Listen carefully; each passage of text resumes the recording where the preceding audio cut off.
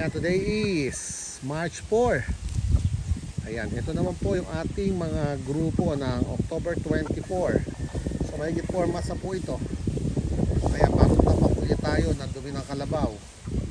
So ngayon po, almost weekly, actually twice a week na kami nagbibigay dito. Ayan, kita nyo itong ating mga steam denoise ko sa Albany at sa kaya natin. Wala na yan, kaya sa ating sweater yan. Ayan, gusto ko kasi po yung ating ganito na nagpapakaskas na ganito. Well, of course, maraming nakukuha rin ng mga kung ano-ano rito, insekto. Pero one thing, yung kung kumakaykay po sila, malaking bagay po sa akin. Well, of course po, medyo mas nalilibang po itong mga ito. Kasi ito magsisimula ng pag nababago to. Mga magkakatawan na po ito.